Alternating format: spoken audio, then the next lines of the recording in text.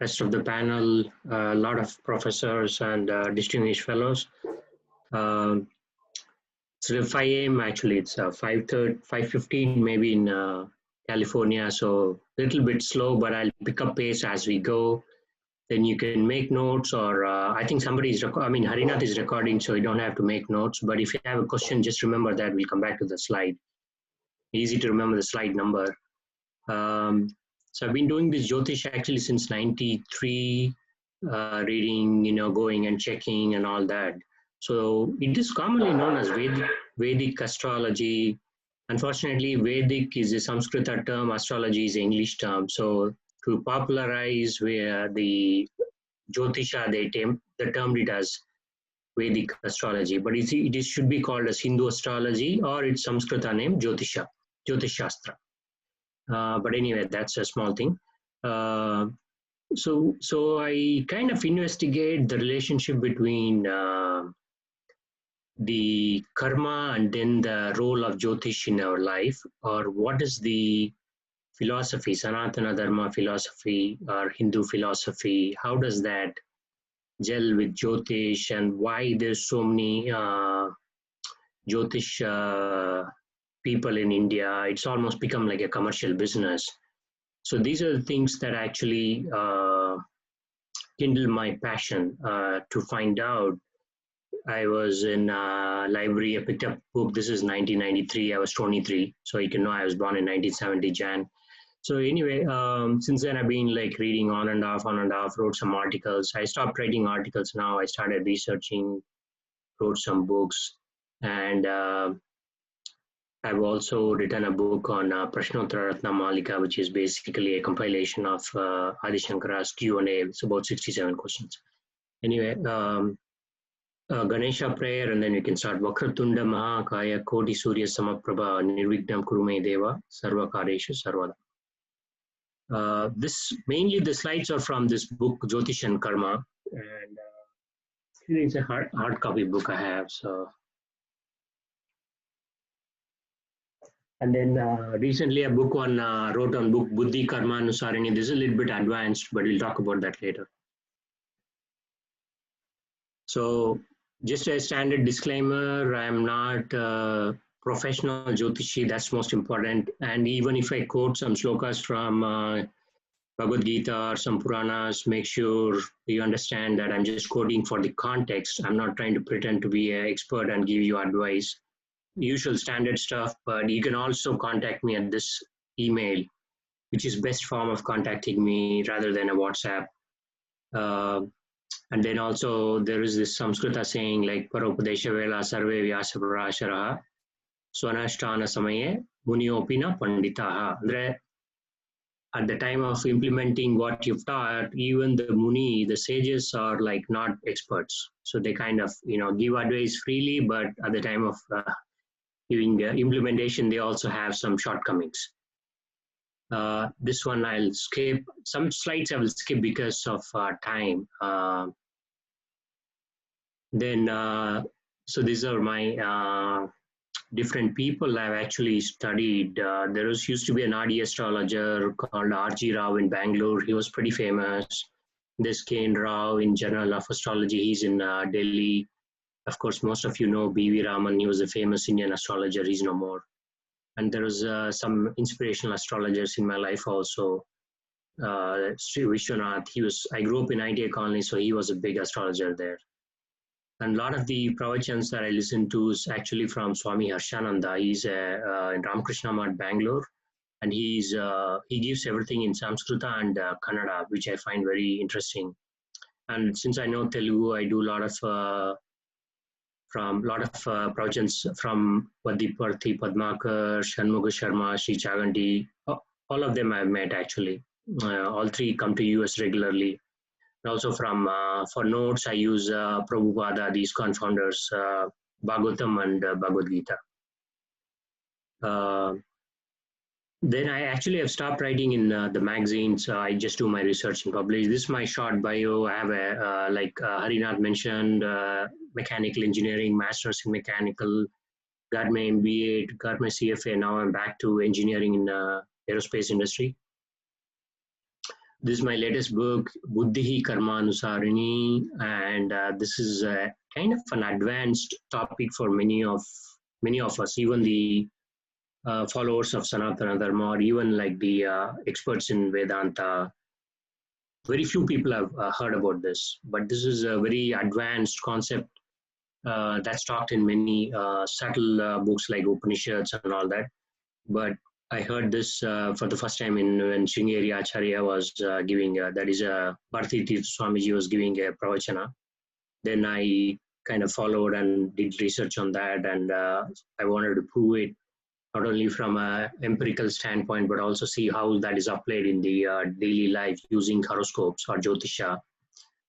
So this is my original research I did for 2 years. But anyway, and these are the other 4 books I have: Jyotish and Karma, which is a subject talk today; Pearls of Wisdom, is nothing but a compilation of Prashnottara Ratna Malika.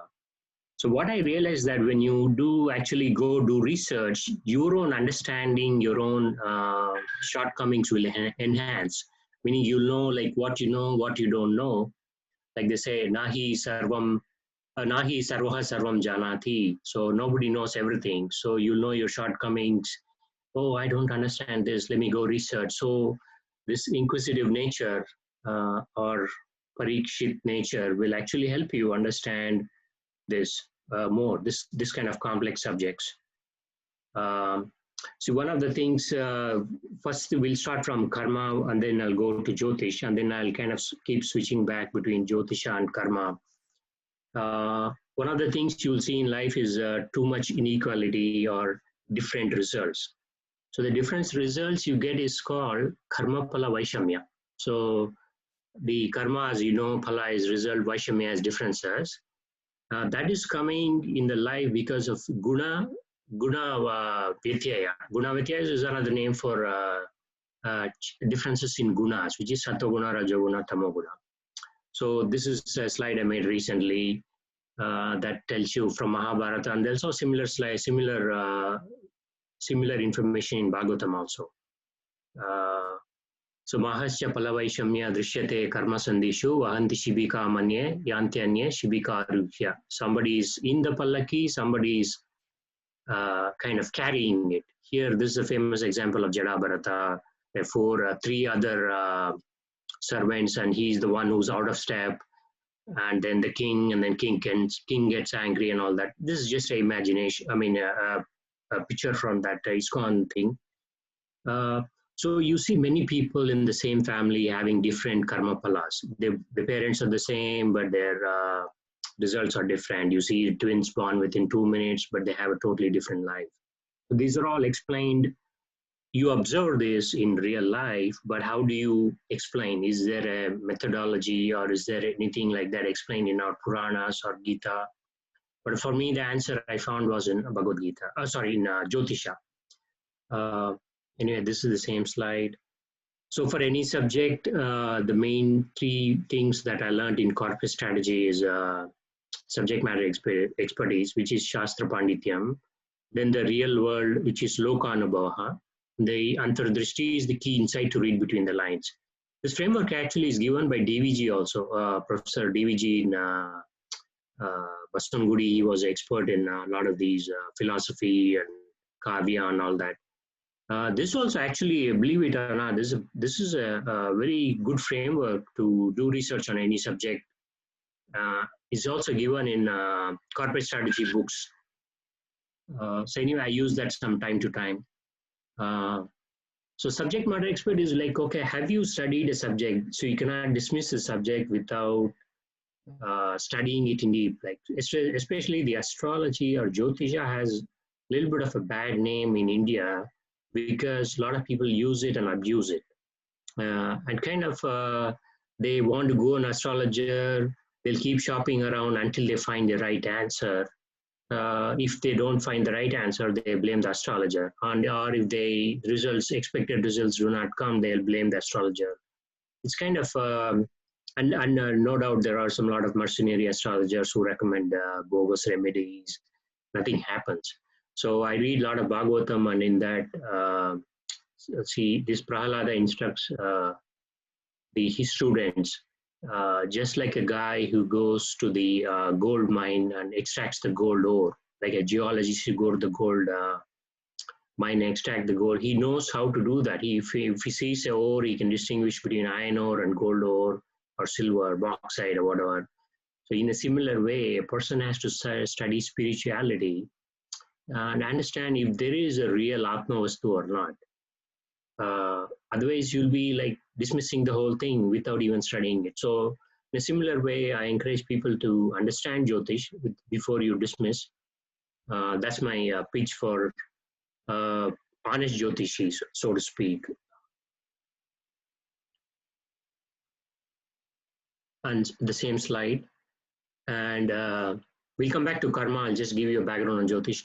So Jyotish has mainly three parts. One is the Sidhhanta or the mathematics or astronomy, which is like Lagada Maharshi's Vedanga Jyotisha. You can get that book actually in Vedanta Book House or in Amazon or in Sapna Bookstall or something.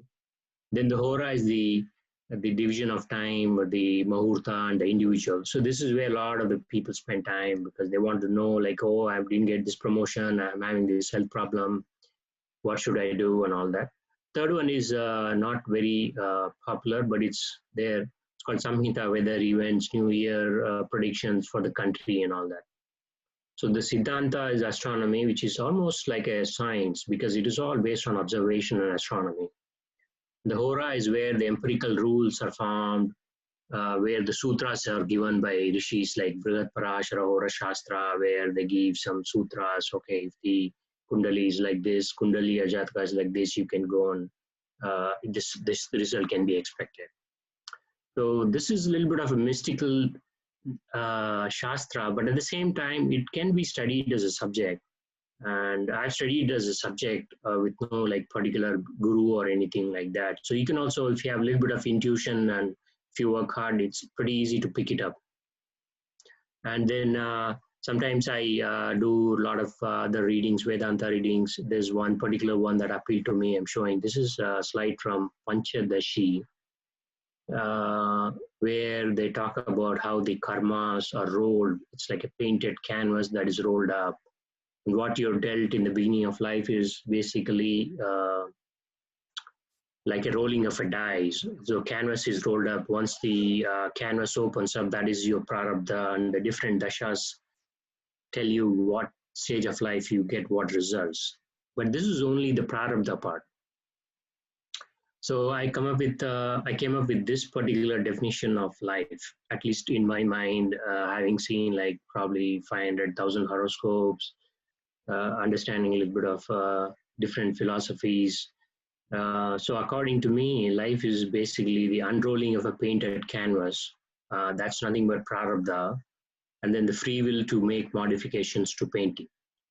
So you're dealt with a different set of, a particular set of prarabdha in the beginning of your life based on your nakshatra, based on your chandra, where your moon is.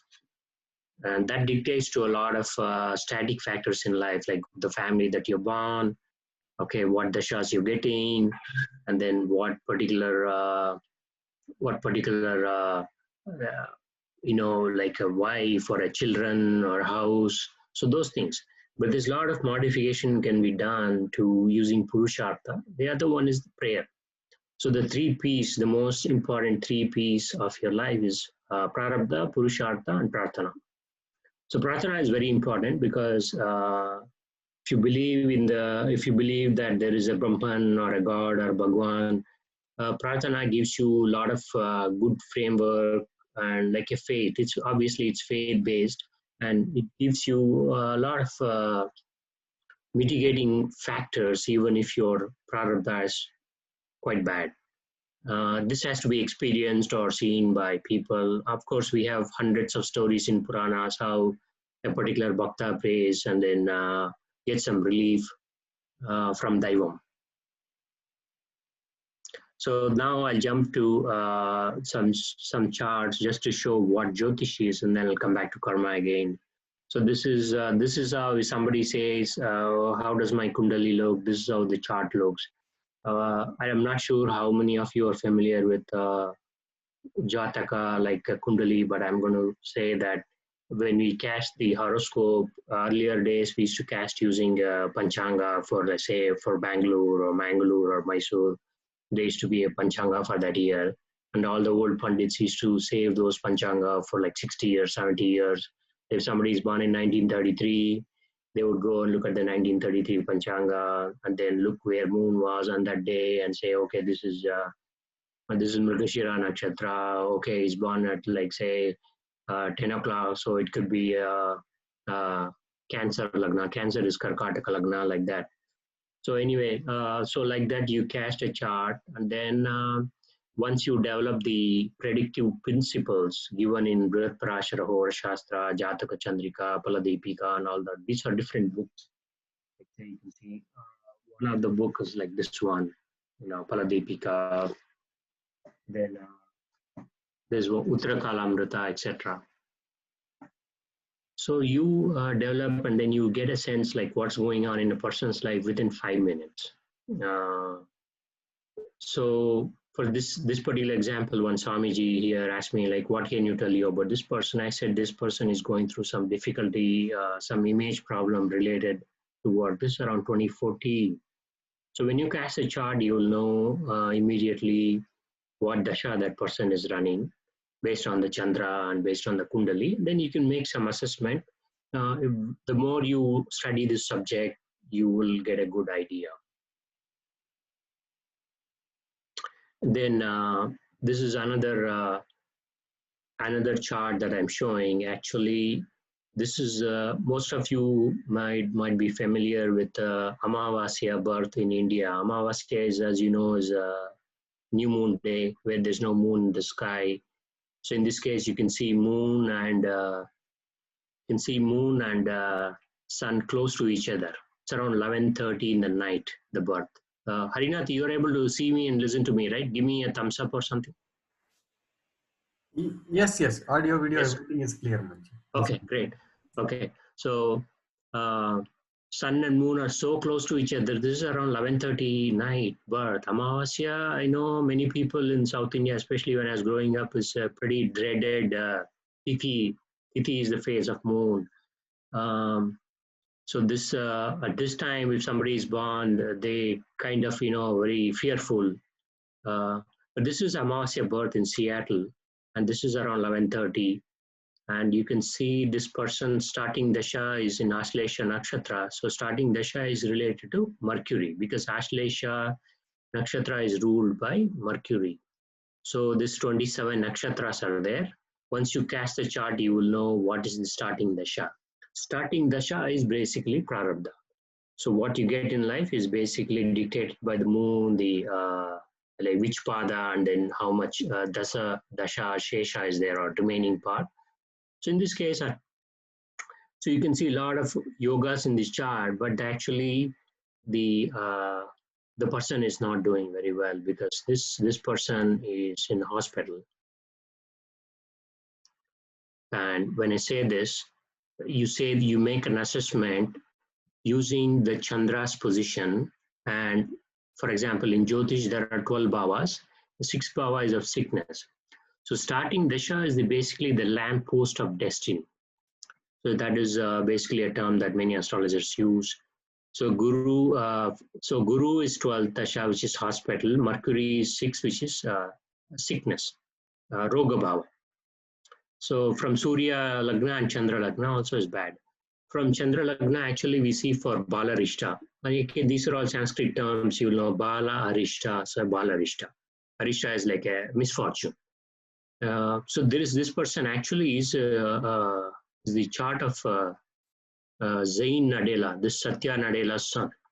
Satya Nadella is the CEO of Microsoft. He put an article in LinkedIn, and you can go look it up. He says he was born, and then the day changed and all. So this person, I think, has cerebral palsy, Zain Nadella. So the question is like, okay, why is this person born like this? What is the explanation? We have many explanations in life for the same event. This is something you will learn. So if you go to a doctor, he'll say there's a brain issue, cerebral palsy. And if you go to like a guru, it say, oh yeah, there is some Purva Janma, Papa he is done, that's why he's bad, he's born like that. And what is the Jyotish explanation? I gave you in this because the nakshatra is born is pretty bad. And then it is Amavasya birth and he has to go suffer his prarabdha. So like this for the same event, many explanations are possible using many shastras in our country, meaning in India or even like medicine or something. Of course, nobody talks about this Dharma Shastra and Padma Purana in other countries other than India. But the Shastra will have an explanation for this. There is a particular one called Karma Vipaka Samhita. So this is very important. Karma Vipaka Samhita, special result due to the karmas you've done. So this is not written by some guy who knows some Sanskrit shlokas. He put something and then. So this is written by rishis. This is rishis research. It is a Sidhhanta, not some muha or imagination of some particular guy sitting understanding Sanskrit shlokas. So that's why I give importance to many of the shlokas in Puranas and all that. Understand it, see if it's valid and all. So this one is the, in this chart I can say there is a little bit of a limb injury because of a particular combination. And this is the chart of John McCain. And John McCain actually passed away, as you know. He's a big senator, politician from USA. So you'll see that, okay, there is a big issue for his arm because for Kumbha Lagna, Mars is third. Third lord represents arms. And I do have Kumbha Lagna. I had many fractures when I was a young guy. So that I think Ramesh knows. I think Ramesh is on the call. I don't remember. But anyway, Moon is sixth lord. So whenever this such combinations come, you will see, you can straight away say that if the person comes to you and then gives the birth time, you can ask the person, like, did you have any arm injury when you were a child, especially when the Dasha Bhukti is running. So these are the four different, this is the fifth one. This is my own chart. And you can always say, this person has headaches. This is my own chart. So physician says, yeah, I did migraines. I did a CT scan in 2013. Everything is fine.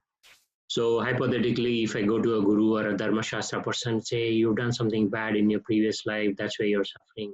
Okay. If you go to a psychologist, they'll say, oh, it is due to too much stress. Oh, mind is overlaid. Why don't you relax? And if you go to Ayurveda teacher, they'll say, oh, yeah, it is, you're going through some changes. Why don't you do this pranayama? Some do this, takes him this digestion pills and all this exercise. And if you come to me with this chart, I'll say, hey, this is a weak Saturn in Mesha. Are you having any head injury or a headache? So I will diagnose the problem from a Jyotish angle. So see, all five of them are different shastras or different sciences, so to speak. All of them could be right in their own way. So that's why I always tell, like, don't dismiss any science or any shastra without studying it. So in this case, actually all five are correct. So finally what worked for me is yoga, Ayurveda thing. So this around 42, I think I was going through maybe some changes. Then I started exercising, little bit of yoga helped. So I get headaches, but not much. But this chart, my chart is basically prone for headache because the Lagna Lord is in Mesha, which is debilitated. So straight away I can say that, oh, this is a problem with headache, a person with headache problems. Anyway, so in Jyotish also, in Jyotish we can also find out what kind of a person he is. Like for example, this is a Paramahamsa's chart, and this is another person with a similar lagna. So they're totally different. Both of them are in religion. So Jim Baker, you can look it up in Google. He's a religion, like he preaches Christianity in the US, but he kind of preaches a totally different Christianity. He went to jail for fraud. But there's so many Dhana Yogas in this chart, Jim Baker. So he used religion to make money. So we can find that also in the chart because Mars and Jupiter, they gives you Dhana Yoga. So like this, we can make an assessment about a person easily. So now I'll come back to a little bit karma. See, like any Shastra, you can see Guhya Shastra or material science. So Jyotish can be studied as a material science, like Prakata Shastra, biology, chemistry, or like astronomy and all that. But a lot of the sutras that are given by rishis can be in this region, like guhya or mystical. Because sutra is not just like a blind interpretation. You need some, you need to understand and go through the, like antardrishti, you have to get the real world experience. You have to have some antardrishti and say, oh, does it make sense? Let me use this. And so that's why I made the slide, just to explain how the classification of shastras according to our philosophy. And most of this information I get from various pravachans that I listen. So most of you know, heard of karma as are a result, but karma actually is used as an end product of an action.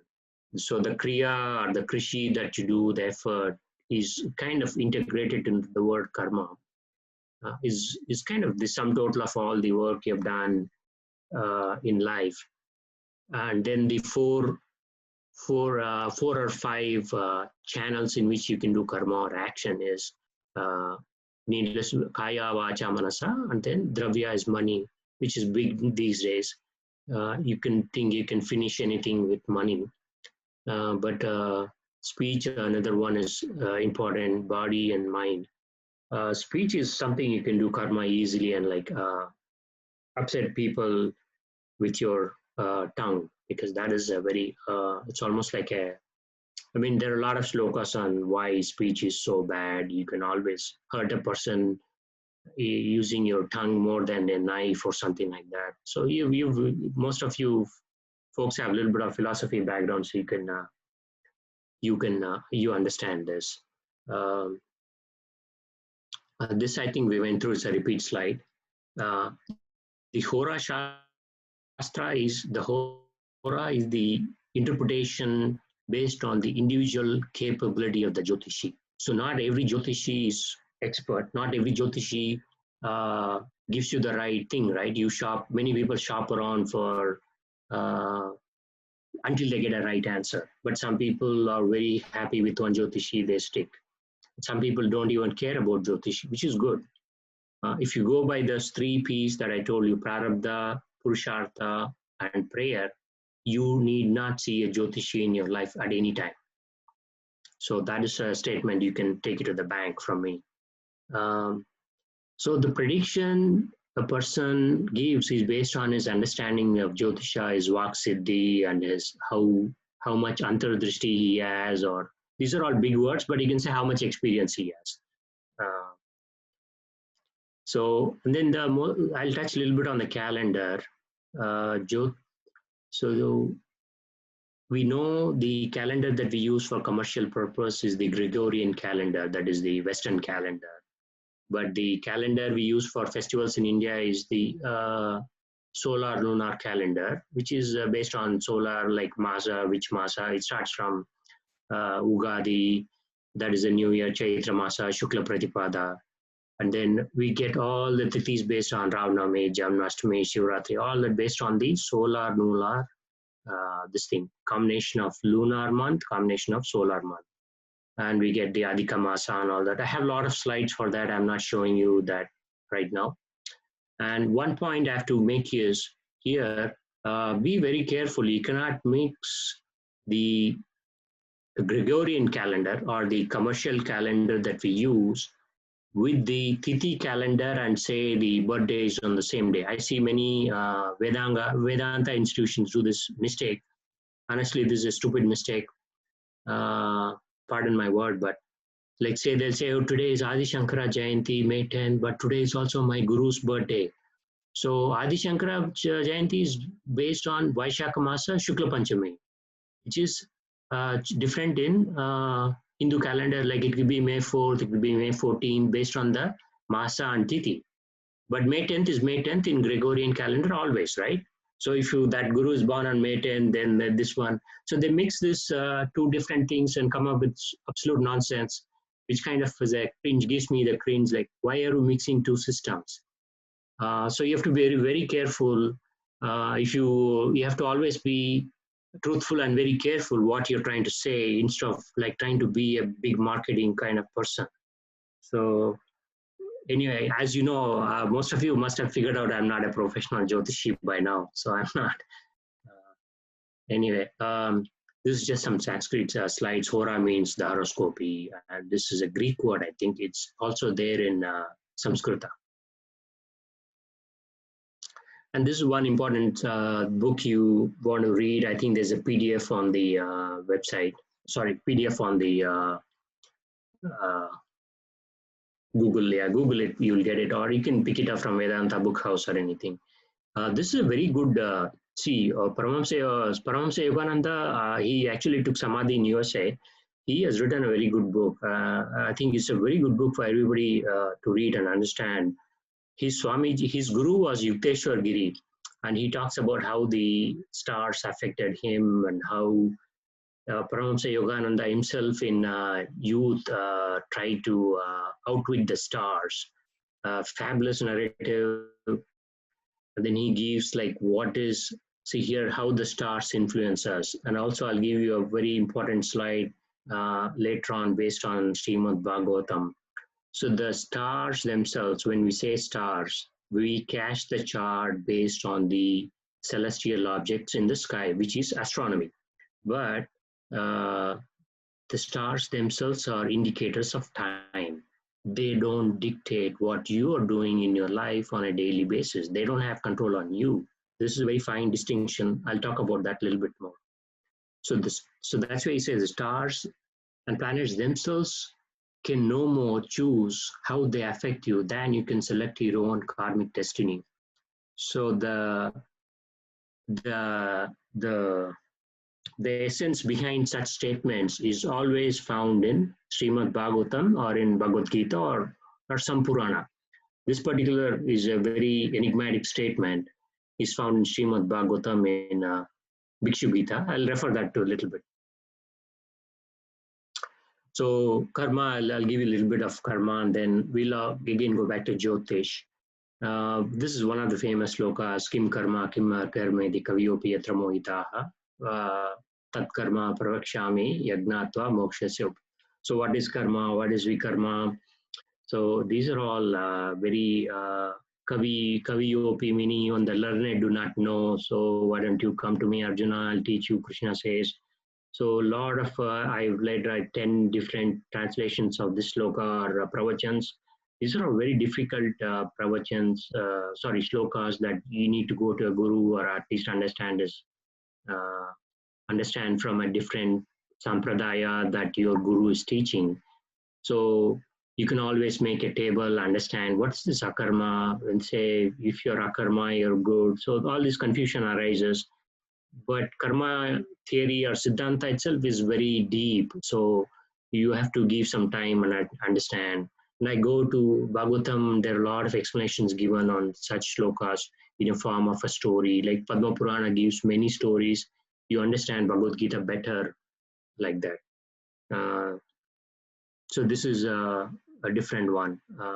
The next sloka after 16, it's 18th one. So just spend some time on this, understand in your local language, Kannada or Telugu or Hindi.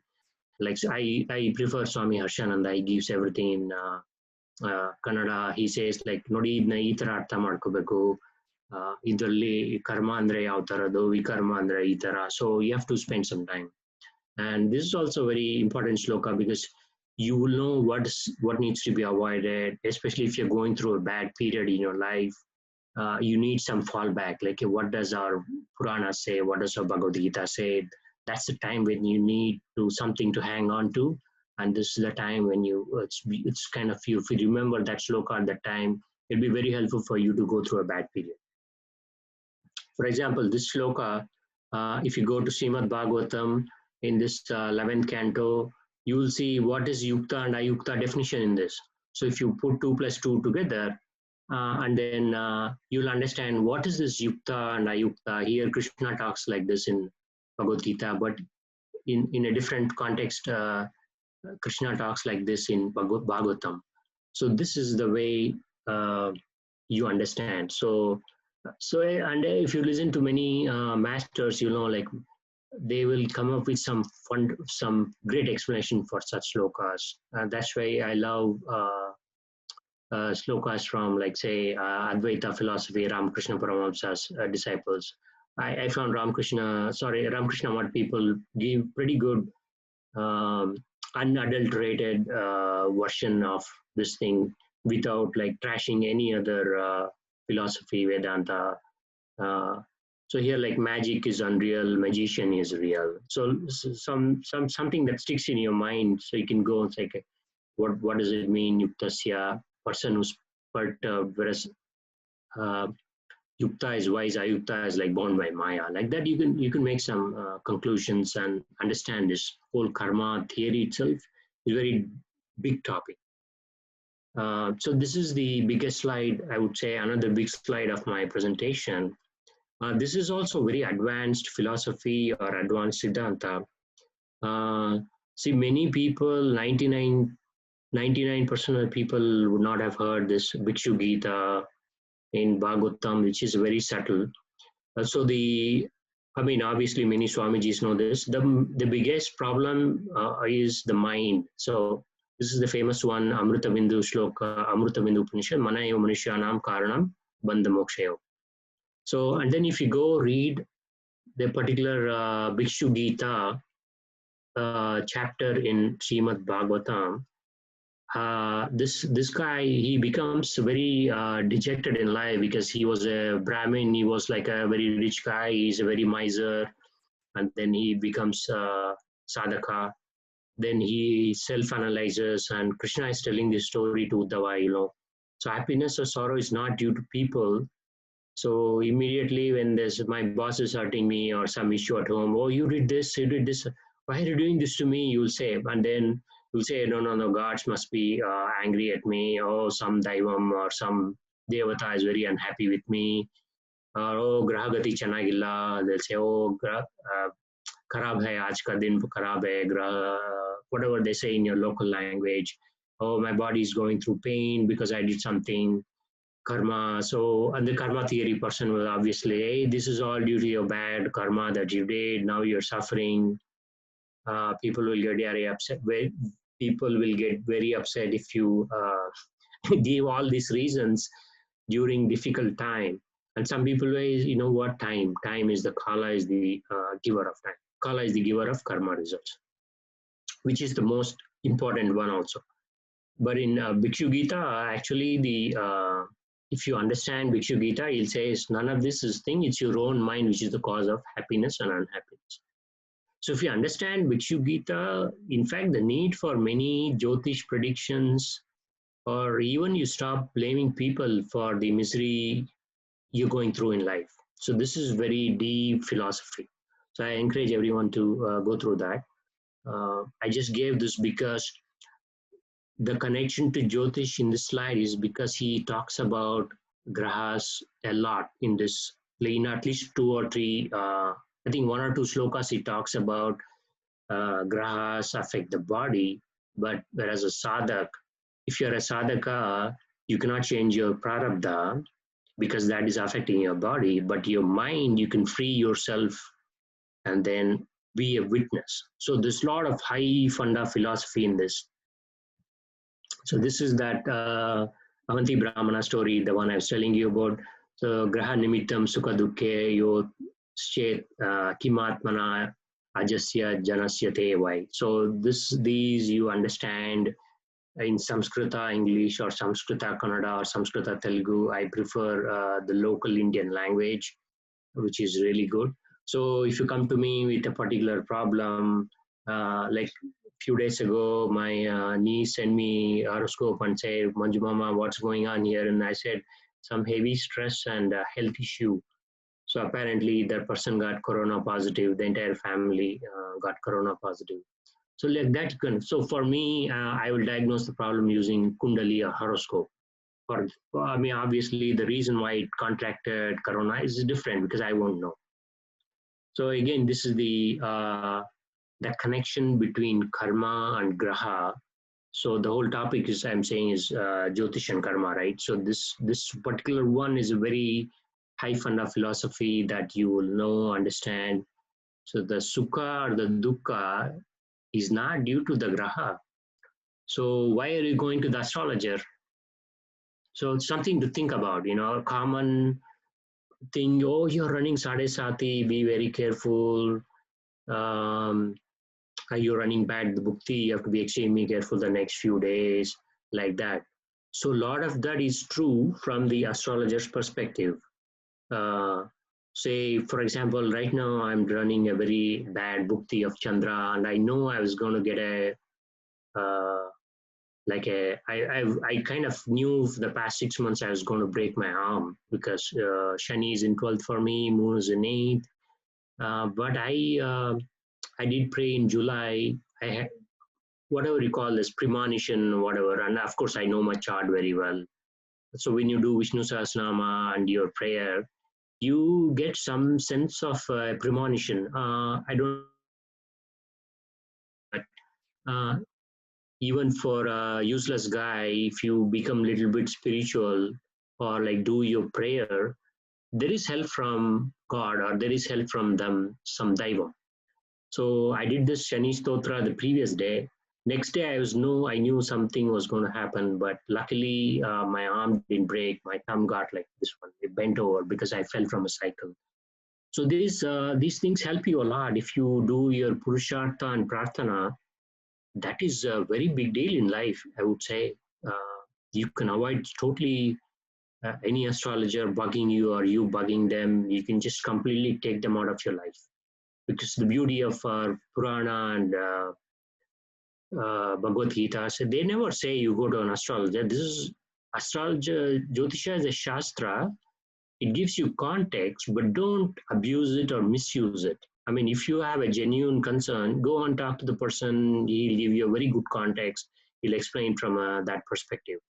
So where I'm going, it is that um, Shastra has its role in life, but if you go beyond the Shastra and go to the very essence of our Sanatana Dharma, some of the other things in life fall out. You don't need to access them or you don't need to have them. The other one is like a lot of people talk about this. What is this luck or fate? And one of the biggest misconceptions in started by British and like many people think that Indians are fatalistic. Fatalistic means like everything is destined in life. Oh, everything is prarabdha. Oh, so you're fated to do this. You're born in this family. Oh, this happened to me. That happened to me. You start complaining a lot. Fate has its role in your life because that is nothing but what you have done in the past that's coming to you as prarabdha. But if you take fate and then not do Purushartha, then you're a useless guy. Meaning, when I say that useless guy, you're not understood life. So that's why, fate has its role, but Purushartha and Prarthana can overtake fate to a big extent possible.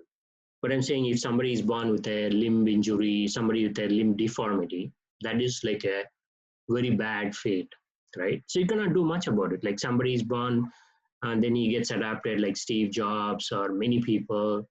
They are basically they're abandoned by their parents for some reason. Their fate is dealt. The fate has dealt them a very bad card in the beginning of the life. But there could be so many other positive things in their life. So you have to understand this from that bigger perspective.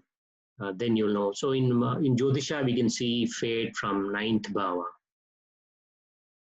So the explanation that Padma Purana gives for various situations in life is basically karma. So karma is nothing but like a uh, just as a pottery, just as a potter decides to control his pottery creations, the previous life karmas decide a man's fate. So a man's fate is actually decided about what you have done in your own actions, what you've done earlier. That becomes daivam. So there is no deity sitting in the sky and saying, I'm going to punish you today. So all that is just to scare you or to induce a papa bhiti. So papa bhiti is like papa punya is what you have done is the results of the karma. And we believe like as Sanatana Dharmis, we believe that, yeah, there is a result, but the owner is yourself. It's not some deity sitting in the sky trying to punish you. So think in that big picture. You'll get answers to a lot of the problems. And so different viewpoints from different Hindu philosophy schools of thought. So for example, astrologists say Jivanam Karma Phala Griha Rupe Janardana. So it should be Graha Rupe, I think. Graha Rupe Janardana, not Graha Rupe. Like Graha is something that clings or the celestial object. So Paratattva or God, according to Mimamsa guys, it is everything activity, Charvakas, so it is your inherent nature. Vaisheshikas will say it's time.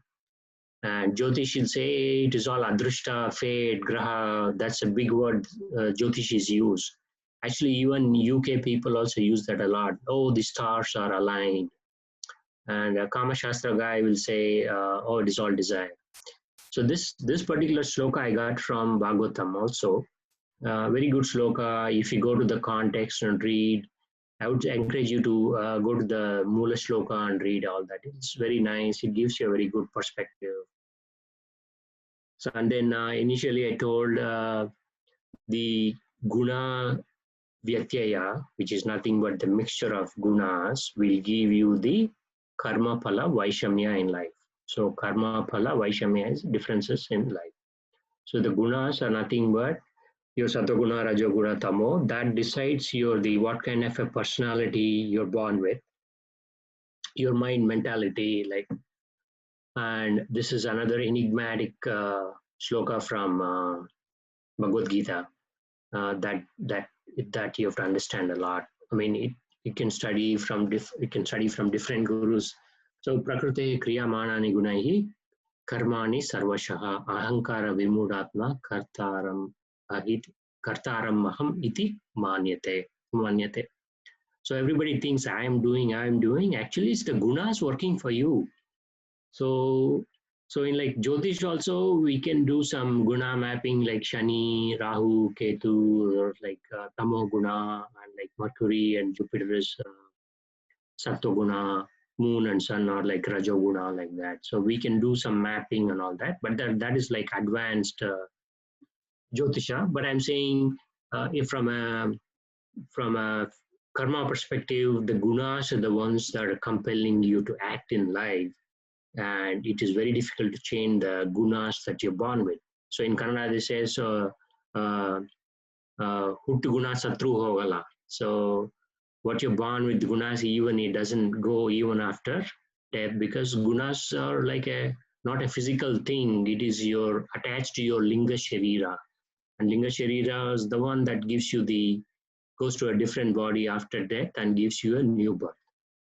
So these are all like philosophy explained in many Upanishads and things. So I'm just giving you the gist. I'm not an expert, but I understood to the best possible way, and then I'm giving you. But you can ask me any questions later on. So the another important slide, I would say. So Kala, Karma, Swabhava. These are the main things in life. This particular one is given in Sri Devi Bhagavatam. So Kala is the time. Time is God, which is explained in 10th chapter of Bhagavad Gita. You can go look at the sloka. Karma, as most of you know, the end results, and Swabhava is your nature, inherent nature. So if you put 10 seeds, which particular seed, if you put fertilizer and water, you don't know which tree or which plant you're going to get, right? Only when it starts growing, you will know, okay, this is mango tree, this is some other bush, some other this thing, right? So you'll see that in the beginning of in a similar way, your personality also, you will start seeing as a young person, as a kid, you will know. So if you're like a natural leader, or if you kind of a shy person and all that. Anyway, so the results part is given in 3 stages. This is very important because prarabdha is only the fruit, but there's a lot of free will for you to change in the seed or the bija, or the growth or vriddhi. Fruition is like almost like it become a mango fruit. That is the prarabdha, which you cannot change, because once the mango fruit is done, it's done. You have to eat it. Because it is attached to your own linga sharira, because you are the doer and nobody else will go through the thing. So as a Jyotishi, I'll interpret what is the Graha, Dasha and the Gochara and give you based on predictions of Bhukti. but you are the person who's enjoying, and you can enjoy either willfully, grudgingly, or impartially. This is very important. If you're going through a bad period, impartially is good. Some people willfully they do upvasa and all that. They upvasa is like fasting. They willfully go through the bad that they've done in the past. When they say bad that they've done in the past, they kind of proactively do this soshana for the body, meaning they put this body to 24 hours of no food like that. And a lot of people will get will go through a bad period grudgingly because they want to take, oh, this guy did this to me, you know what? Let me get my money or let me become strong. I'm going to really take revenge on him. That's a big no-no according to our own philosophy. Impartially is, you know what, you're going to be a witness. Oh, this phase will also pass. Let me go through it, not complain too much about it, like that. And in Shiva Purana also, I found very good slokas. So the fruition part, it's given in this green one. The Anubhava, you can, it cannot be nullified because that's become a fruit. That is your prarabdha. And the way, 3 ways for you to endure is Kalena Bhoga, Sahayo, Bhaven, Nranam. So worship of God, daily prayer. So, and then daily prayer use can be your Vishnu Sahasranama or Sandhya Vandana, anything. Charity, like do dana. And then tapas, like do your own japa. So luck, I think we talked, luck is nothing but what you have done in the past. And the sukruta done you in the past will come as this thing. Then sometimes you get sudden money or sudden favor. That is nothing but the agnata sukruta that you have done in the past.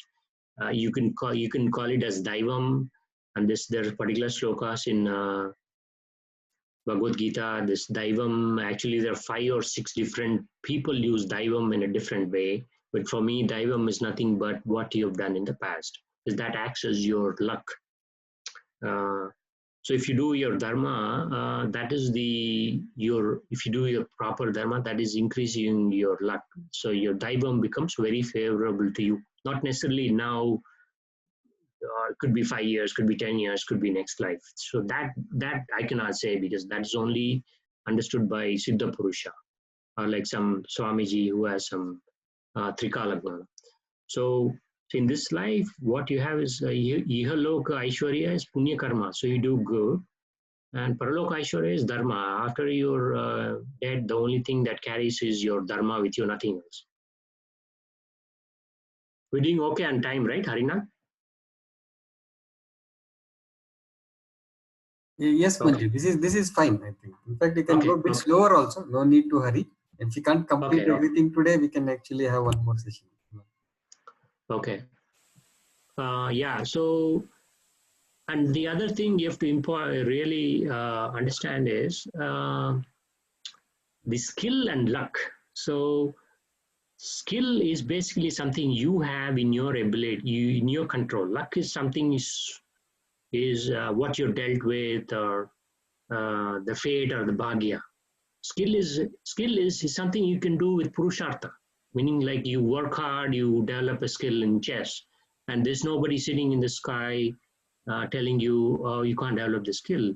If you have a little bit of your mental capacity, you can develop a skill. I mean, you may not become an expert, but you can become skilled. So that's why, I always encourage people to work hard, and you can develop the skill. You cannot blame, oh, I'm not lucky person in life. So those things we should not even be talking. We Hindus are not fatalistic. That's the first thing we should take out from our mind, and you should tell everyone that oh, prarabdha bhagya, God is going to take care of me. All that is some bad information you've gotten from bad press or bad this thing. Uh, Prarabdha, we recognize it is there. That doesn't mean that we become fatalistic, but we have to take control using Purushartha. So again, you can put this in different frameworks. So for example, I put this in a framework for me to understand, okay, Prarabdha is here, the environment, you're born, So there are some factors that you cannot change, like your DNA and genetics, and the samskaras are stored in your chitta. That's the one that's troubling you always, because that is samskaras, and the gunas are the ones that are making your life miserable or making your life really happy. So these are always interacting in your life. And I think we saw this. And in Vishnu Sahasranama also there is one sloka, Vedo, Veda with the Vyango, Vedango, Veda with Kavihi. I explained this in my book. So Vedanga is the Siksha, Chandas, Vyakarana, Nirukta, Kalpa, and Jyotish. It's like if you do Gayatri Mantra, Dhimahi, Dhiyayona, Dhimahi is there. That is not like a regular Sanskrit word. That is a very difficult Sanskrit word used only in Vedas. But we say that in our Veda mantras. So not everything, Veda mantras, not everything is seen in regular Sanskrit. So anyway, this is some context as to Vedanga is used to understand Vedas clearly. So Jyotish also gives you a perspective to understand when to plant, when to start a karya, or when to start thing. So nature, you don't plant something in winter, right? You look for the right opportune time.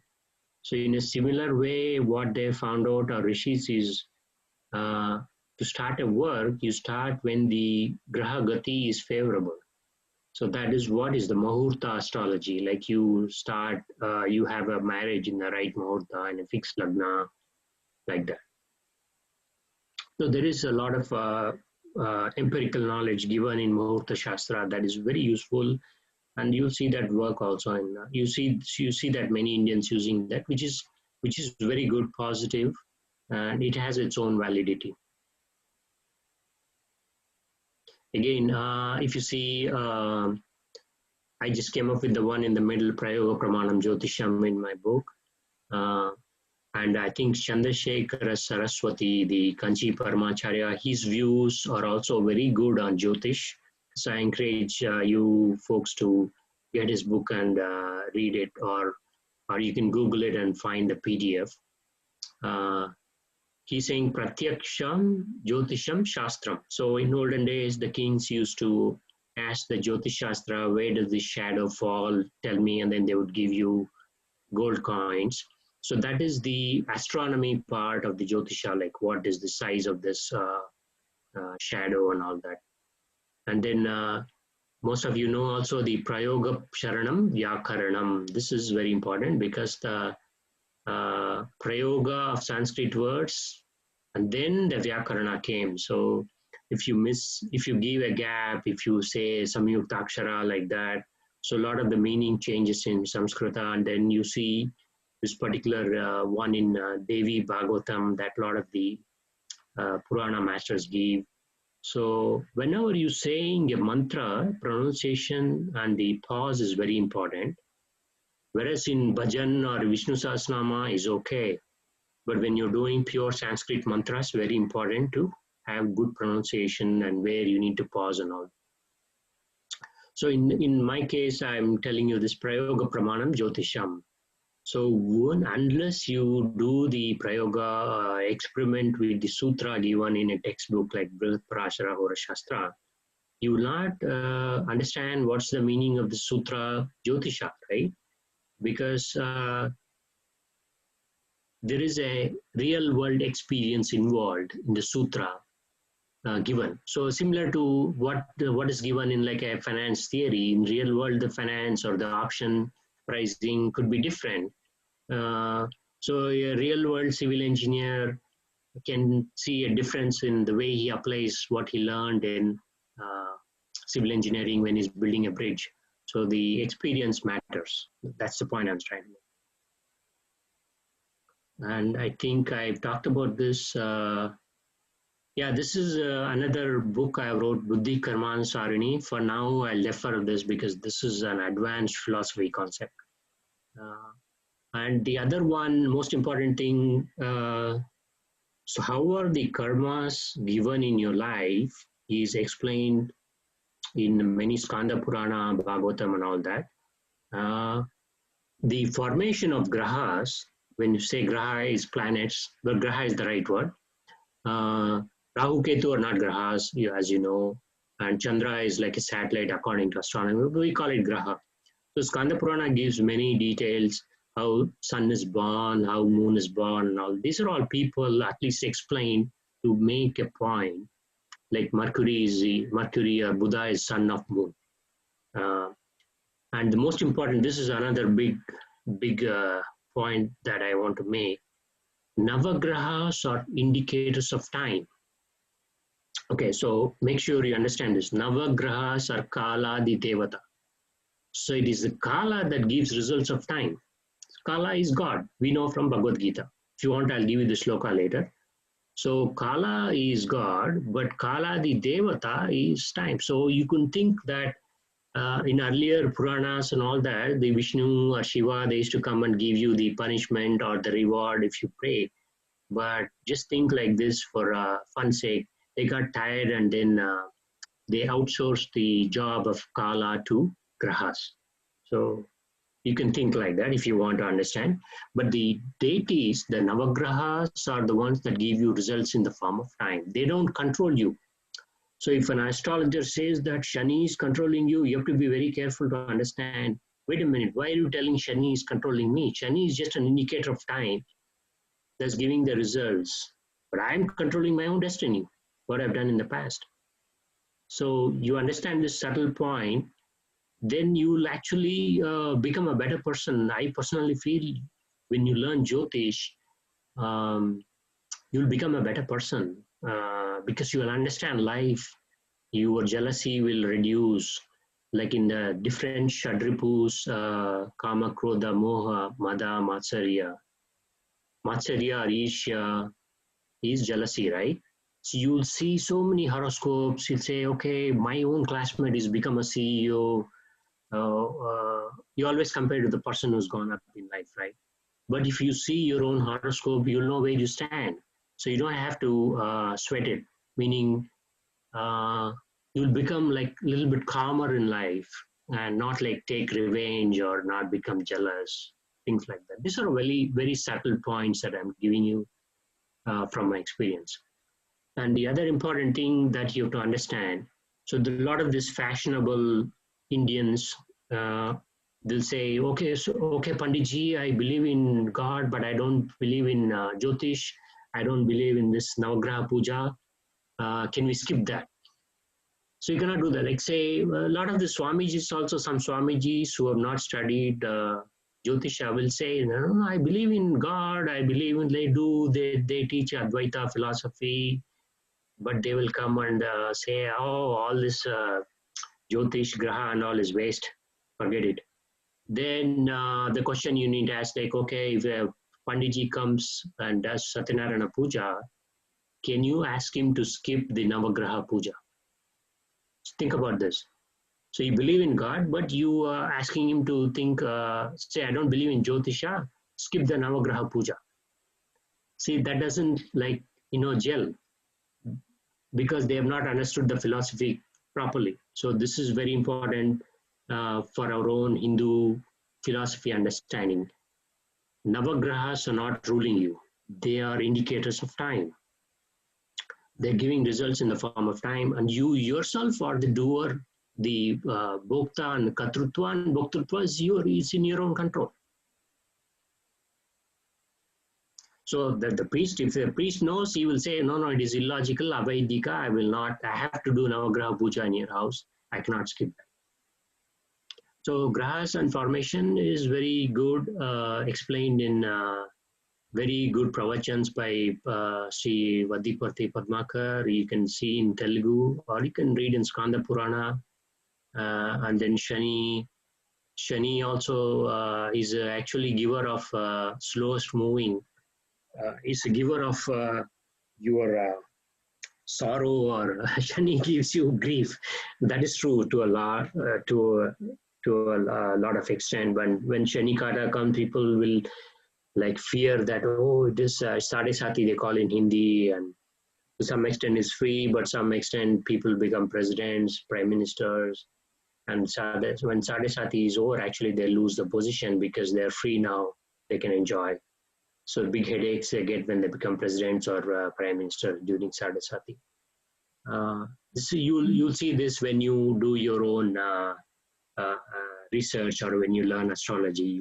You'll understand these concepts. And I think this was who's a follower of Sanatanama. I think we've gone through this. Everybody knows this. Obviously, you need to believe in God, believe in Karma Phala. Karma Phala is if you don't believe this karma theory, the whole thing is gone. I mean, it's everything. This whole thing, like you don't believe, then okay. You cannot say I don't believe in Karma Phala, but I believe in God. So all these are important to understand.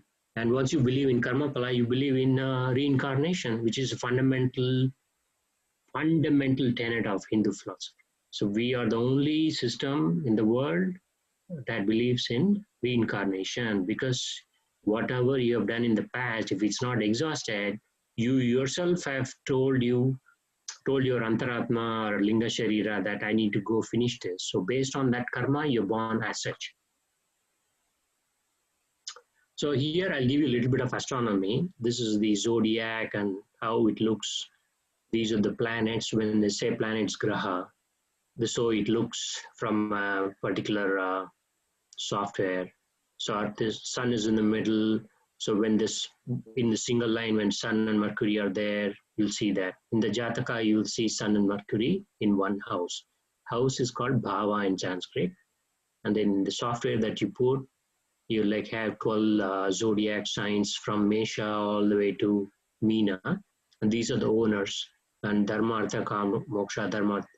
So when you see a chart like this on this particular day, say November 28, 27, Saturn and Mercury, Shani and Buddha are in one house, one bhava. So here are the degrees and arc minutes. So you can say that, okay, Shani and Mercury are Yuti. Yuti is conjunction, like that, you can say.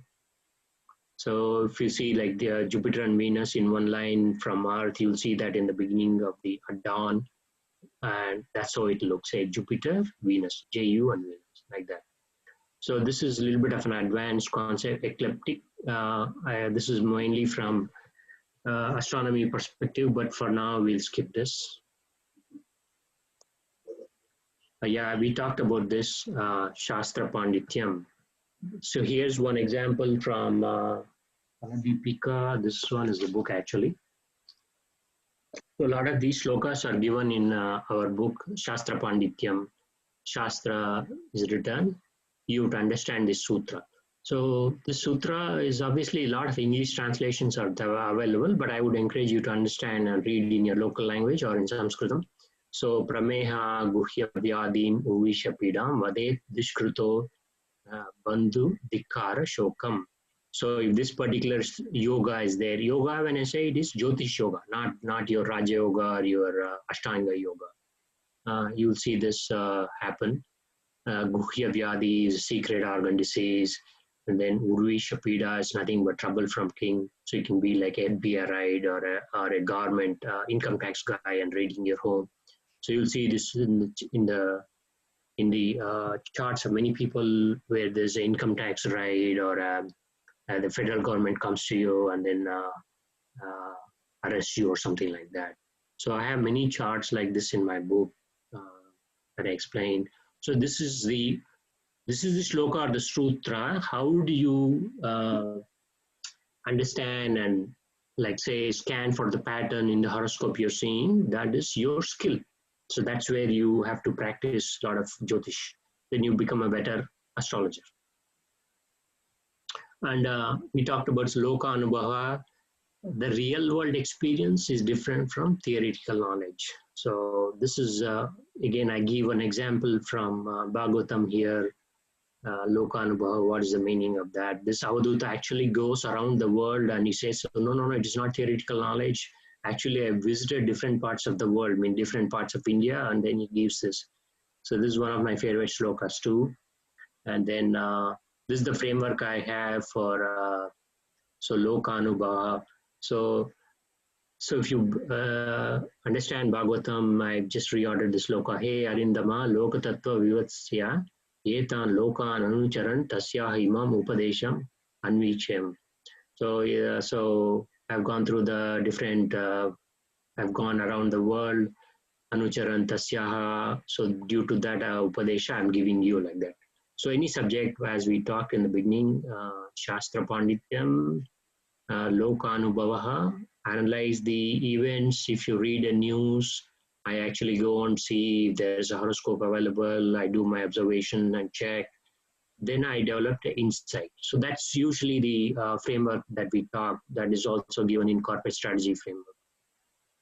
So how do you apply that? Say, for example, if you're seeing Bhagavad Gita, there's a particular shloka. This is a little bit of a problematic shloka for many. They kind of skip this shloka, but you see, this is 141 chapter. Strishu dushtasu varneya jayate varna sankaraha. So varna sankara is mixing of classes, like a fisherman marrying a high class woman, like that. Or whatever, there's some mixing going on. So Arjuna is expressing his anguish to Krishna. So it's like a lot of people skip this shloka, but you need to understand, if you're doing research, obviously you need to understand what is this Arjuna is talking. Does it make sense? That's when you have to apply. Is it true or is it false? How do you verify? So that's when I do put my research hat and do, like when I'm doing a lot of horoscopes. This guy is in France. He was sentenced to life for murder and rape of 7 women. And this is an example of that Varna Sankara. If you go see his life, you will understand what kind of a person is this. So the key here is he was born to a French mother and a black American father, a soldier. So this was almost like a one-night affair or something, and then abandoned, who got abandoned. So this particular soul itself has come to the world with a bad destiny. You can say that, because this could be a marriage consummated like a one-night affair or without any proper. So that's why we give very importance to marriage, the muhurta, and the right mantras in our philosophy. That is very important. But you can see such insights you can draw based on your own research. For example, this particular chart is Kumbha Lagna. You see Rahu and Mars, as a very ferocious guy. We can make some general conclusions.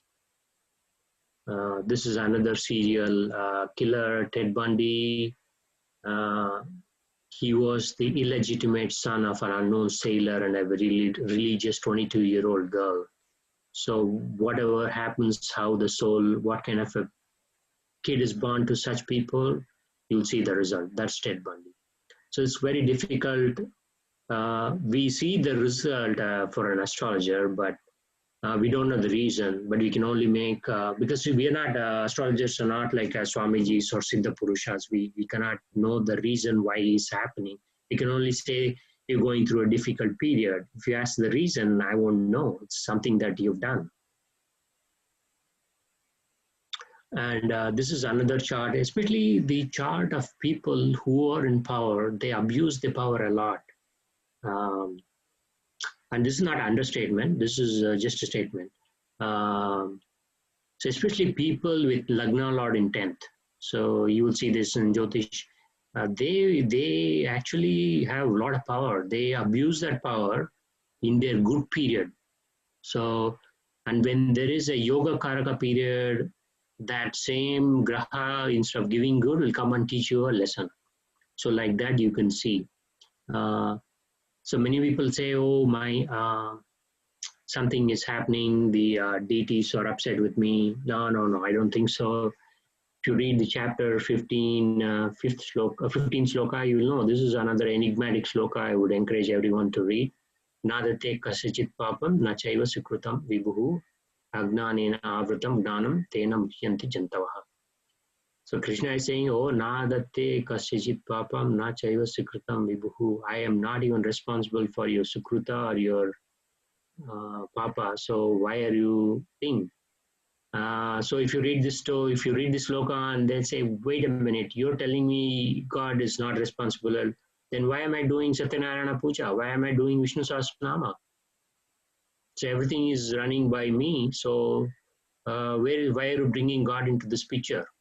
So you have to understand this from the perspective of Advaita and also reconcile what happens when you do prayer. So all these are philosophies you have to understand in a very subtle manner, listen to great gurus and all that.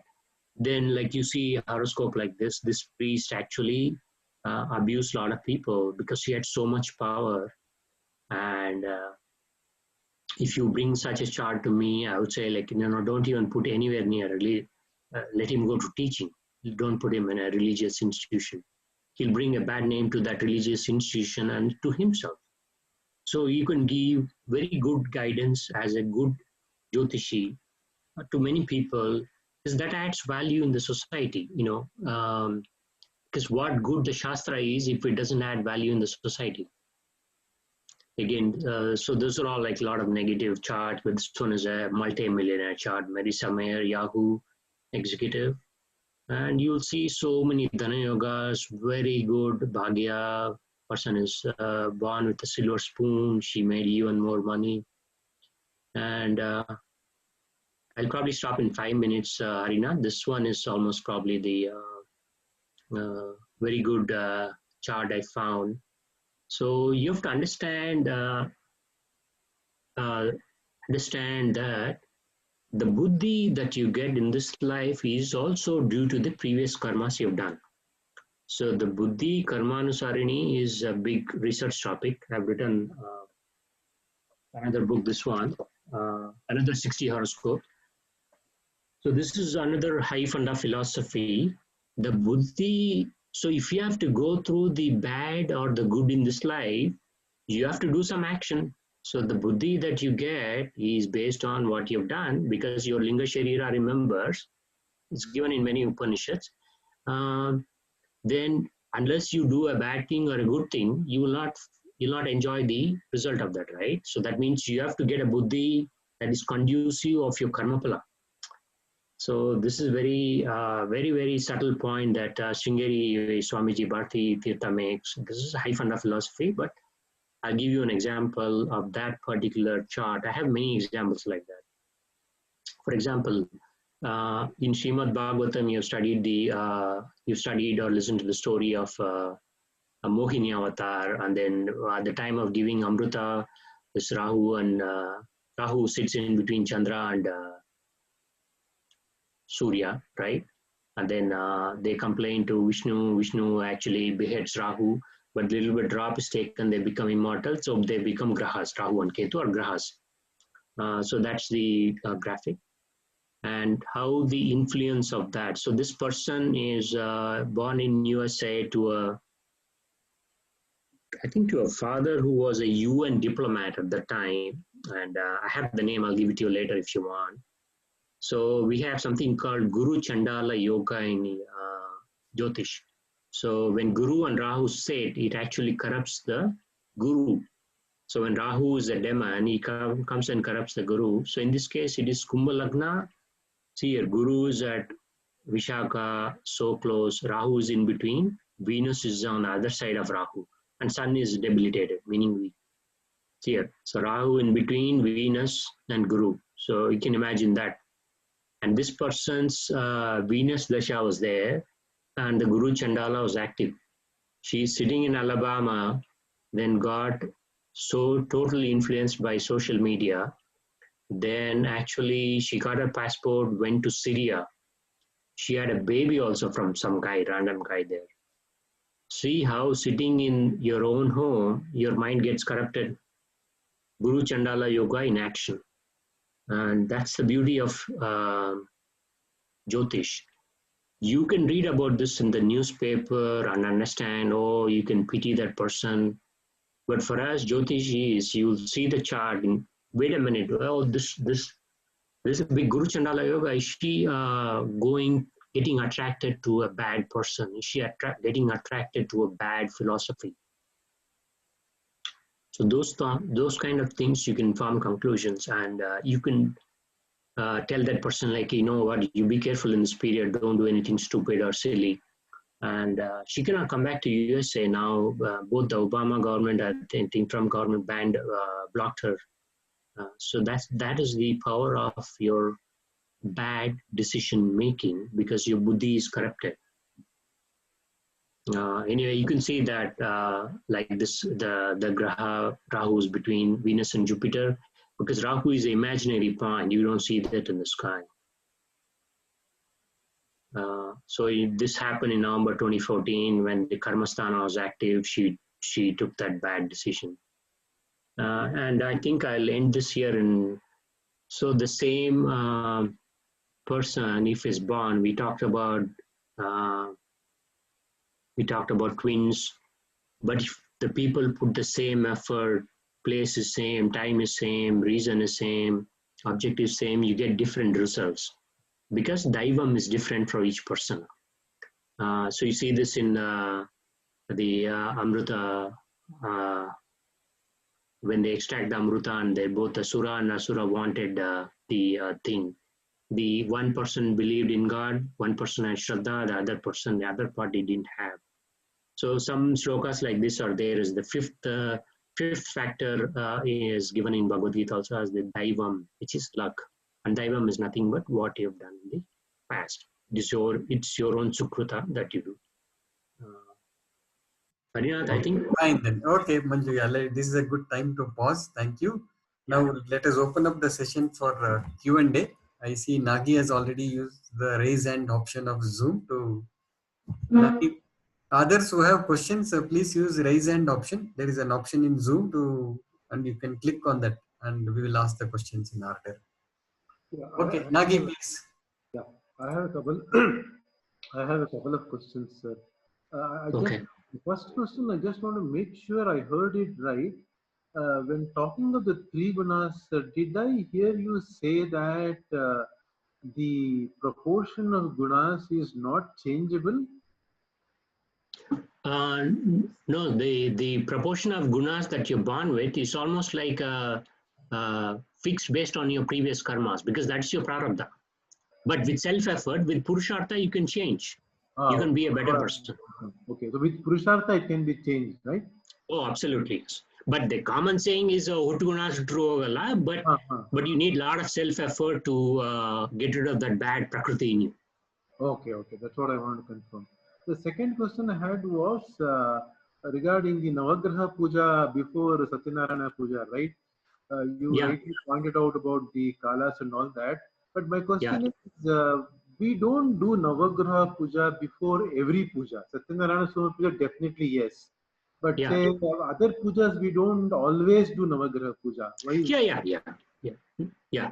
No, I'm just saying, if you're a believer in God, but if you don't believe in these grahas, these planets, so a lot of these fashionable Indians say that, oh, I believe in go temple, but I don't believe in this, that some planets control your life. They have misunderstood. So you cannot like tell the priest that, skip the Navagraha and do the rest of the pujas. It is almost like a sarcasm joke. But the point I was trying to make that grahas are nothing but Kaladi Devata, indicators. So why is it not a must for every puja? That I don't know. You have to ask a priest. Okay. Thank you. Those are the two. Yeah. Okay, Nagi. Thank you. Shankar, Harold, what? Yeah. Yes, please. Good evening, Manjunath. Shankar here from Bangalore. My question is on the slide number 37, where it is suggesting that body is born on the particular day with a time and time, right? So the astrology is based on that. They will do the astrology on that, right? Yeah. The last but one sentence, the since body has birth the planets and all. So even I believe in saying that like in a mother womb the body or soul is born in any time. We even nobody can predict the time, exact time and day. date for that. So Yeah. how the astrology totally collapsed with that we don't know the date time. If I go through the scientific way of the soul is born or the body is born in the mother womb. Uh, do you agree with that, or it's only whenever the birth of whenever deliveries happen, that date is considered as for the astrology point of view? Yeah, so it is when the baby comes out and cries, that is your birth time. That is the prarabdha indicator. When the soul enters the mother's womb, what happens is uh, it's probably explained in some Garbho Upanishad. There is something called Garbandha Lagna or something in our Brihat Parashara Hora Shastra, but it is like almost like a PhD level topic. But I don't know if somebody has done any research on that. But what I can say is that we take the birth time when the baby comes out. That is more accurate, and we've seen a lot of correlation with many horoscope, many birth times uh, after the baby comes out from the womb, and then you cast the chart at that particular moment. And even like for like 2 minutes of difference in the birth time between twins. One twin is in 9/11, that person died, the other twin survived. So all that I explain in my book.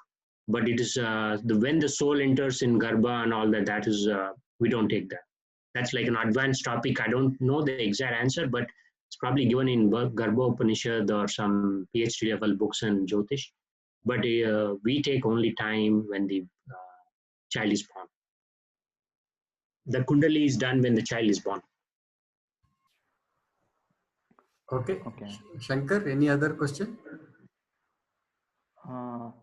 Yeah, there was one incident in Hubli, like a very long back. Like I think Harinath might be knowing about the Siddharoda Mata and the Swamiji. There is a story behind that. Like astrology is nothing.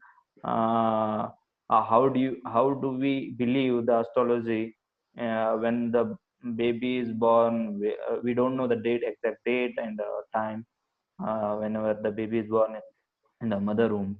So he says astrology is nothing that in that perspective. That's what I was asking that question. So Yeah, I mean, if you don't have the horoscope, they'll do some prashna chart of an Ashta Jataka and try to give you an answer if you go to an astrologer.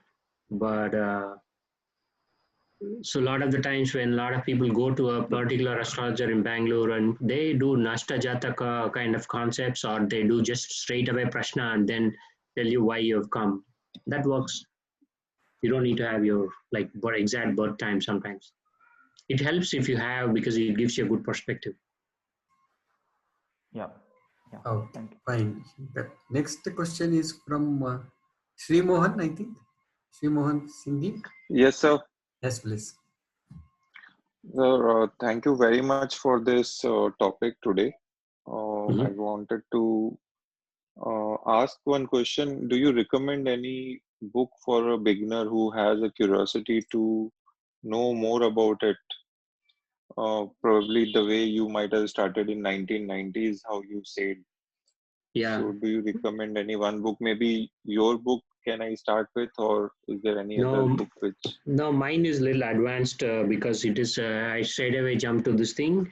You can do Jataka, Chandrika, Brihat Parashara, Hora Shastra, then Art of Prediction, J and Basin. Art of Basin's books are Prediction. pretty good. Yeah, J and Basin. Okay, sure. And Brihat Parashara, Hora Shastra, Paladipika, Jataka, Chandrika. Sir, is it possible to write this name in the group? It will be Yeah. easy. Sure. Yeah, we Thank will you. share the names of the book on the group, Manju. We'll do that. Thank you very much. Yeah. Any other question from anyone else? Harinath, I had one more Yes, question. Nagi, please. Sir, my question is, like what I have seen is uh, how much of Jyotish Shastra is of a predictable type before the event happens, because a lot of times I have seen people can backfit a model. I mean, you also showed so many slides, right? This is of this guy, that guy, and Yeah. in India, for example, when election results come out, lot of Mm. Jyotishis come out and put that. So a lot of this backfitting happens. But how much is really the power of prediction? Because one Mm. way, just a slightly related to that question is this Jyotishi only for individuals or for events also? The classic example is Corona, COVID, because we have Mm. had since April or May, several Jyotishis come out in India and say May 15th it will go away, June 15th it will go away, September 15th. So that keeps changing. So how much of Yeah. the prediction thing is that? Yeah. See the yeah, there are a lot of cheats also in Jyotishis. See, for example, Corona and all that. Everybody told after September 23rd, when Rahu goes to from Gemini to Vrishabha, the effect will reduce. But I don't think it has reduced. So we don't have any empirical research. Like Varaha Mihra has done a lot of research in third or fourth century and is given. So unfortunately, we have lost a lot of those research. So a lot of institutions, they do research like Journal of Astrology in Bharatiya Vidya Bhavan in Delhi. They do, uh, but predicting global events is very very tough. So some astrologers do predict the event like an earthquake, but they cannot tell where because we've lost that, or since Varaha Mihra the thing has changed. That is for the mundane, it's called a mundane astrology. Uh, for example, India's chart, we know it is August 15, 1947, midnight. That model works pretty well. Uh, then your individual horoscope, works very well. And the astrologer's skill will come into play uh, whether you can predict what's going to happen in the future. So that's why I do a lot of blind charts. Blind charts means the person will give a chart and tell me, Manjunath, what can you tell me about this chart? And I have actually done a lot of predictions, good predictions. And even like 3 days ago, my niece asked me, what's going on with this chart? I said, there's a stress or a health problem. I told, I don't know. And I also told it could be, if she's married, it could be a child problem. Then she told me, and I also told she's a research person, and she gave me feedback that she's a mechanical engineering doing research and her whole family got corona positive because I saw K2 coming on her Lagna Lord. So that we can predict fairly accurately. Anything above 70%, if you predict that, then he or she is a very good astrologer. So I come close to 70%, sometimes 75.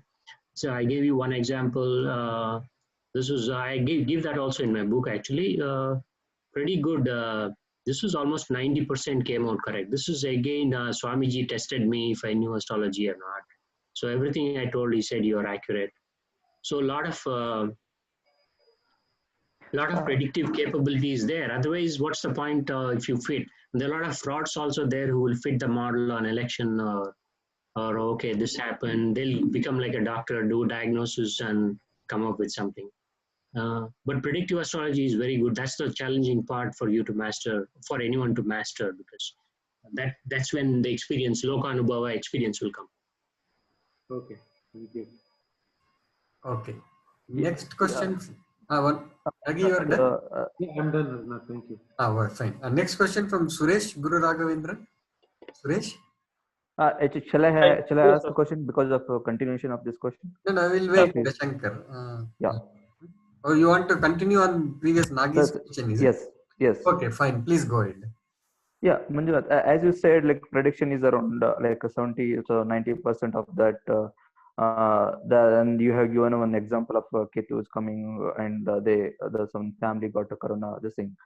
So when we have the 70% or 90% of prediction, then astrology suggests to do some pujas to get away from the this thing or situations, or we have to, like, what is the solutions for that such kind of bad phases we are going? Correct. So basically, you go with common sense remedies. Do your prayer, and if you obviously in this environment maintain a cleanliness, suchi, and if you're traveling, be careful, wear your seat belt. If you're don't leave an Amavasya day, like that, you can make some common sense remedies. And for me, well, I recommend only sattvic remedies, which is basically prayer, prarthana.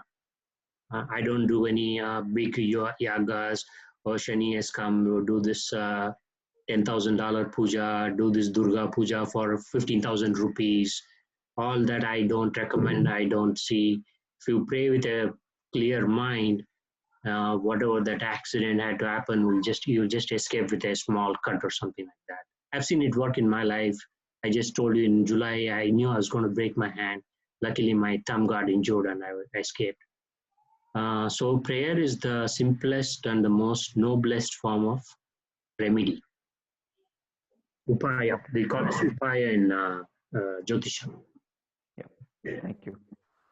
Okay. Shankar, next question from Suresh. Yeah. Hello, sir. Like nowadays, during delivery of baby, people pick the time and do the operation. So these kind of scenarios will not have any impact on the correctness of the Jyotisha, right? Yeah. But this is also addressed by many Jyotishis. Even if you pick the time that you want to have the baby done in a cesarean section at the best Muhurta time, it does not change the destiny of you as a parent or the destiny of the person who's born, because anything can go wrong with the operation.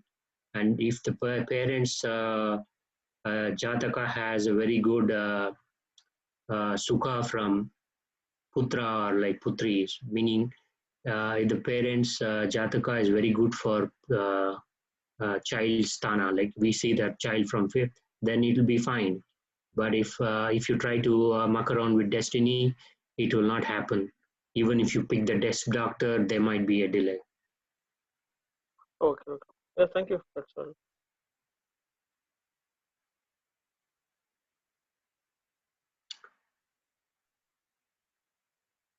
Okay. Next question from Vinod. Vinod Bharadwaj, do you have a question? Yes, sir. Yes, please. Hello. Hi, Manju. How are you? Oh, good, Vinod. Yes. Thank you. You're seeing in your sphere, in this sphere of talk, really feel very proud of you, man. Very nice. Oh, thank you. Really had a very valuable time spending this 1.5 hour. Can you do a blind this thing for me? Running Rahu Dasha now. 9:45 a.m. 3370. Oh, I mean now? Yeah, just I think everybody will be happy about this blind thing. So where is your Rahu? 11th in Kumbha. So yours Mesha Lagna? Exactly, right. So it is come to second house. So and you're running Rahu Dasha? Rahu Dasha, right. So it is come to second house and it is in Mrigashira Nakshatra. Mrigashira Nakshatra is your Lagna Lord. Okay. So it is Lagna Lord and the 8th Lord also. So whenever Rahu comes and hits your Lagna, it's in Lagna Lord. I don't know where your Lagna is.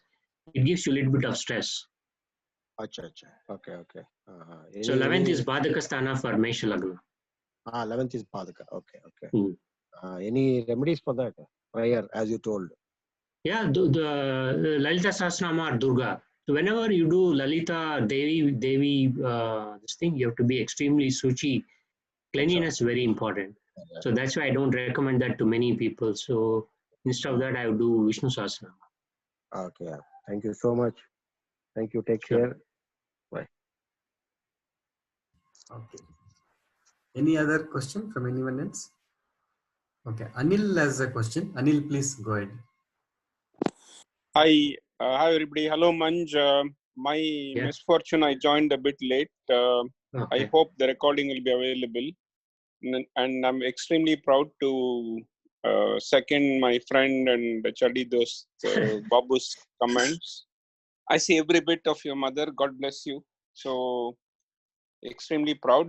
And Thank you. I don't have many. I mean, again, I confess I just joined in the last 30 minutes. So sure. I probably catch up on that. But I think I bothered you with this question. I'll still take the liberty to ask you, although if it could be out of context. Okay. One thing keeps puzzling me. I've asked this to many people. The question is, why am I born? It's not like how, or I mean, I'm sorry if it's a bit out of context, but from whatever great readings you've done and research and studies, what is your take on that, Manch? Thanks a lot. Again, God bless you. Bye. Sure. I mean, it's a very important question answered by many Swamijis, answered karmas. You are going to be born because you are the owner of your karmas. And if your Sula Sharira, if your body dies, your Linga Sharira does not die because it has a imprint of your what you've done in the past. So that goes and seeks a different body in a different family on which you don't have any control because um, you're born in a particular set of family, particular runanubandha has to be exhausted, not only between you and your parents, but the relatives, explained very well in Padma Purana. So the concept of transmigration of soul is explained in many Upanishads, like Chandogya Upanishad, you can say. I quote a couple of them in my book because these are all very difficult slokas. I don't even say. I read a lot of Kannada books by Hole Narsipura Swamiji. You can read that and get the answer. But Padma Purana will tell you that answer in the form of a story. If you have not exhausted your karmas, you will be born. You have no choice. But if you're an advanced soul, like you will be born in a great family like Paramamsa or Shingeri Acharya, even they don't have control where they're born. But the more like you only like the gods like Dashavatara, like Sri Rama has control over where he's born, but not like regular folks like us. So then, but remember, it's the Linga Sharira that controls you. If your Linga Sharira still has vasanas left from your previous karmas, it has to take birth. And the taking birth will depend whether Manushya Loka or Urdhva Loka or Adho Loka. There's a couple of shlokas in Bhagavad Gita that Krishna also addresses. If you have done good, you go to lokas that are above Manushya Loka, but good and bad in Manushya Loka. If you've done really bad, you'll go to the Tiryak Janma. So then it leads to the next question then. So what should I do now to get moksha so that to escape this perceived cycle of birth and rebirth? Exhaust all your karmas as much as you can. Sorry, you're a bit feeble on that. Exhaust all your karmas as much as you can. Go through the difficult period willingly without any revenge. Get rid of Shadripus. If you lower your Shadripus to the minimum, then you're already doing Shanti Parihara, like you're doing almost like a this thing. You do Nitya Karma. This exact topic is addressed by Vedanta series lecture by Bharati Tirtha Swamiji. C4 of 15 or 5 of 15 explains in Tamil. Go to YouTube and say Vedanta 4 or 15 Bharati Tirtha Swamiji. You will get the exact answer. Or 6 of 15, I think. Wow. Thanks a lot again. Very informative. God bless. Good night, man. Thank you. Okay. Any other question from anyone else? Okay. So no other questions, Manju. Let us end the session now. Okay. We'll end the session with a Shanti mantra. Sure. Yes, please. Om Sarve Bhavantu Sukhinah Sarve Santu Niramaya Sarve Satrani Pashantu Om